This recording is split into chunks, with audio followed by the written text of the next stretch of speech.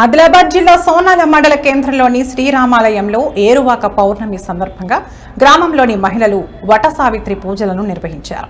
ఉదయం పూట నుంచి మహిళలంతా రామాలయంలో ఉన్నటువంటి మర్రి చెట్టు వద్దకు చేరుకుని చెట్టు చుట్టూ ప్రదక్షిణలు చేస్తూ దారాలతో బంధనాలు చేశారు. కుటుంబ సభ్యులు సుఖ సంతోషాలతో ఉండాలని, పాడి పంటలు సమృద్ధిగా పండాలని, అందరూ బాగుండాలని కోరుకుంటూ ప్రత్యేక పూజలు చేశారు. ఆలయ పూజారమ్మ వట సావిత్రి మహత్యం గురించి కథను చదివి వినిపించారు. అనంతరం మహిళలంతా ఒకరికొకరు వాయినాలిచ్చుకున్నారు.